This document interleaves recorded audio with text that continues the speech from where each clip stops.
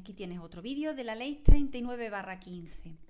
En este vídeo vas a ver el título primero. Son los artículos que van del 3 al 12 y trata de los interesados en el procedimiento. Aquí voy a exponer un resumen de este título.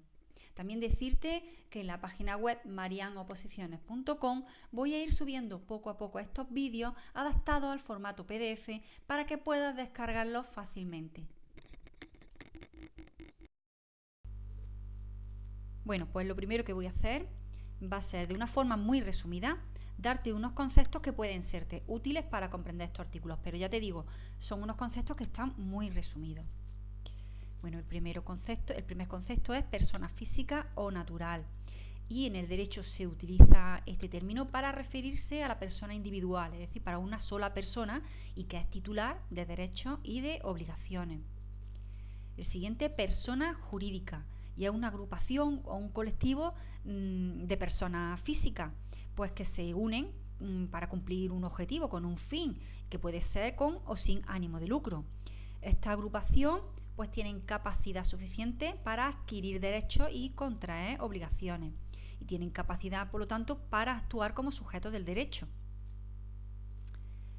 El siguiente, capacidad jurídica, y es la atribución que da la ley a las personas físicas y jurídicas para ser titulares de derechos y obligaciones.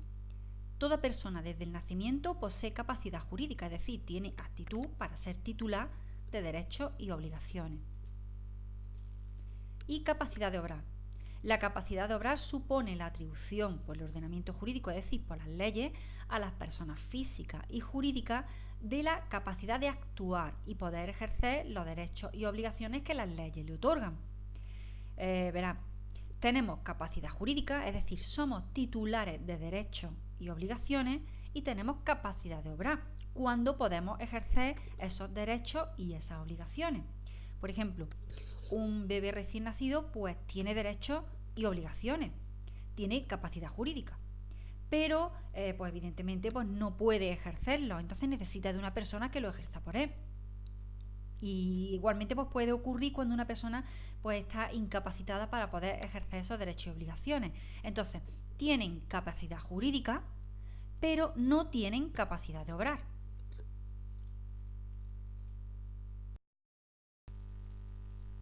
Bueno, empezamos con el artículo 3, capacidad de obrar.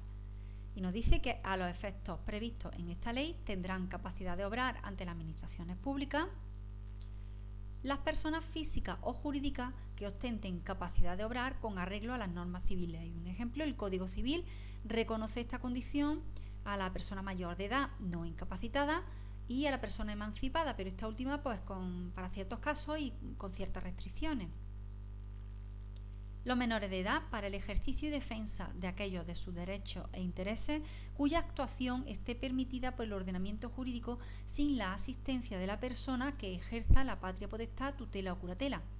Se exceptúa el supuesto de los menores incapacitados cuando la extensión de la incapacitación afecte al ejercicio y defensa de los derechos o intereses de que se trate. Bueno, y es que hay algunas leyes pues que admiten y reconocen la posibilidad de actuar de un menor.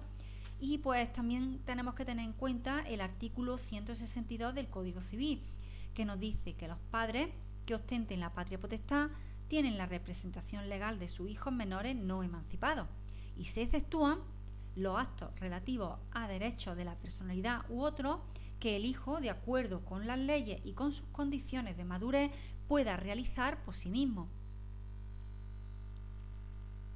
Cuando la ley así lo declare expresamente, los grupos de afectados, las uniones y entidades sin personalidad jurídica y los patrimonios independientes o autónomos. Bueno, pues un ejemplo de grupo de afectados pues sería aquel grupo pues, de personas perjudicados pues, por haber sido consumidores de un producto o usuarios de algún servicio. Entidades sin personalidad jurídica pues podrían ser las comunidades de propietarios, las comunidades de bienes.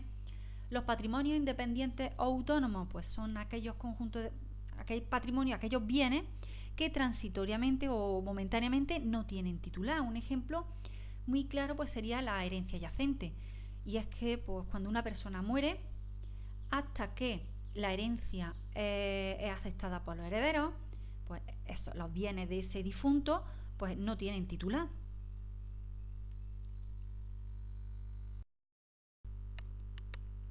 Artículo 4. Concepto de interesado. Y es que para poder actuar en un procedimiento administrativo, pues hace falta tener la condición de interesado, es decir, tener capacidad de obrar y tener legitimación. Debe de existir una relación entre el ciudadano y el objeto del procedimiento. Entonces, así el artículo 4 nos dice que se consideran interesados en el procedimiento administrativo quienes lo promuevan como titulares de derechos o intereses legítimos individuales o colectivos. Y aquí pues se pueden ver dos figuras diferentes: los titulares de derechos, que serían pues aquellas personas que las leyes les otorgan unos derechos, pues para poder actuar, para poder hacer algo, para poder exigir algo. Y aquellos titulares de intereses legítimos individuales o colectivos, pues son aquellas personas cuyos derechos pues pueden resultar afectados por la resolución que se dicte en el procedimiento. Los que, sin haber iniciado el procedimiento, tengan derechos que puedan resultar afectados por la decisión que en el mismo se adopte. Y aquellos cuyos intereses legítimos individuales o colectivos puedan resultar afectados por la resolución y se personen en el procedimiento en tanto no haya recaído resolución definitiva. Bueno, ahora en la siguiente diapositiva te hago un esquemilla para ver si te aclara esto un poquito. Bueno, pues un esquema de la diapositiva anterior podría quedarse de la siguiente manera. Y es que los titulares de derechos serán interesados si promueven el expediente. Pero también nos dice la ley que serán interesados los que, sin haber iniciado el procedimiento, tengan derechos que puedan resultar afectados por la decisión que en el mismo se adopte. Respecto de los titulares de intereses legítimos individuales o colectivos, serán interesados si promueven el expediente. Y nos dice la ley que serán interesados aquellos cuyos intereses legítimos individuales o colectivos pueden resultar afectados por la resolución y se personen en el procedimiento en tanto no haya recaído resolución definitiva. La diferencia aquí está en que aquellas personas que sean titulares de derecho contarán con la condición de interesado, contarán siempre con la condición de interesado, mientras que los titulares de intereses legítimos lo serán si han promovido el expediente o si se han personado en el mismo.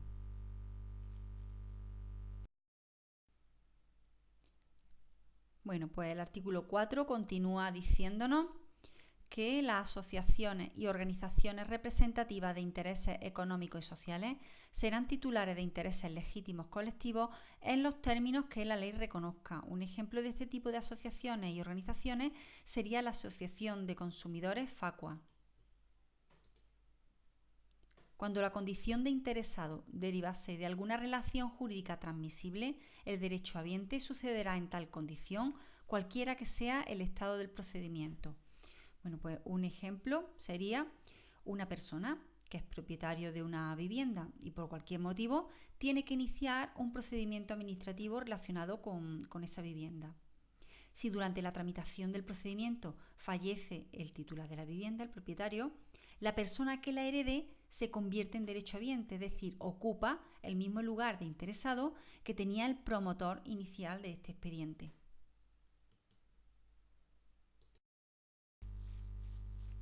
Artículo 5. Representación. Y es que los interesados en un procedimiento administrativo pueden actuar por medio de representante y una vez que se otorgue la representación, las actuaciones administrativas se van a realizar con el representante. Nos dice la ley quién puede actuar por medio de representante y quiénes son los que pueden representar, y lo expresa de la siguiente manera. Podrán actuar por medio de representante los interesados con capacidad de obrar, entendiéndose con el representante las actuaciones administrativas, salvo que el interesado diga lo contrario. Podrán actuar en representación de otras personas ante las administraciones públicas las personas físicas con capacidad de obrar y las personas jurídicas siempre que ello esté previsto en su estatuto.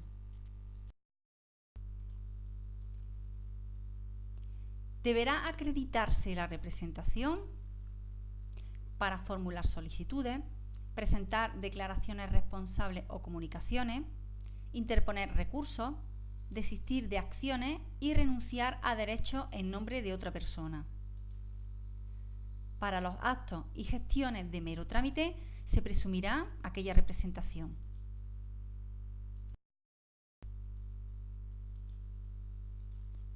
La representación podrá acreditarse mediante cualquier medio válido en derecho que deje constancia fidedigna de su existencia.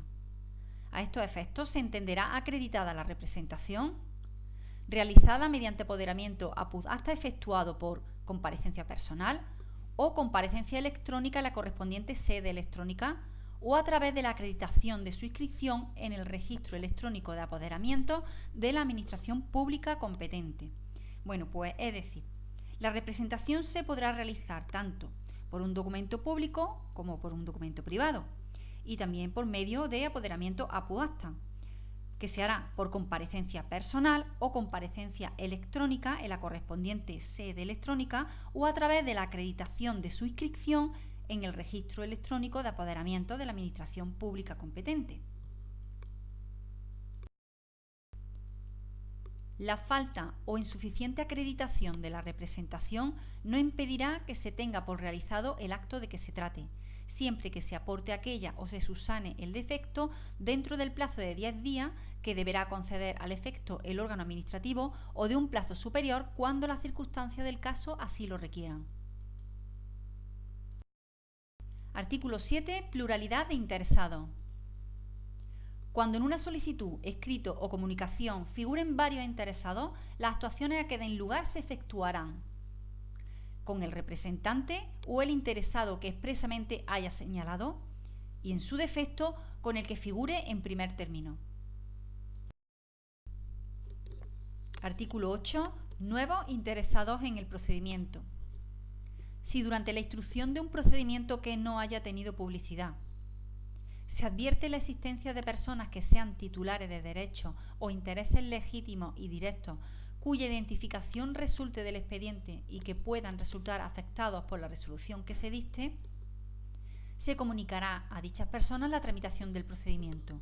Un ejemplo podrían ser pues los inquilinos de un edificio que va a ser declarado en ruina.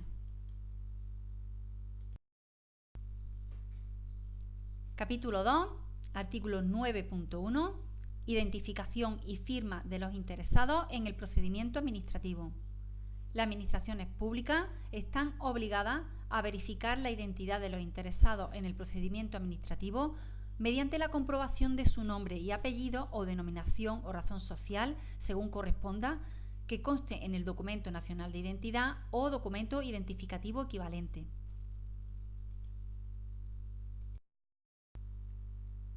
Artículo 11. Uso de medios de identificación y firma en el procedimiento administrativo. Con carácter general, para realizar cualquier actuación prevista en el procedimiento administrativo, será suficiente con que los interesados acrediten previamente su identidad a través de cualquiera de los medios de identificación previstos en esta ley.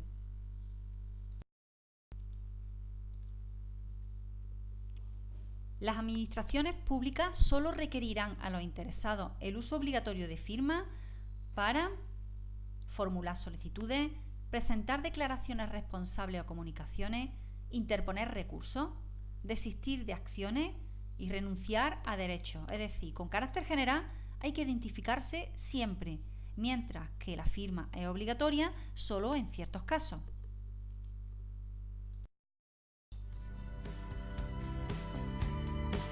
Bueno, pues esto es todo. Gracias y espero que te sirva de ayuda.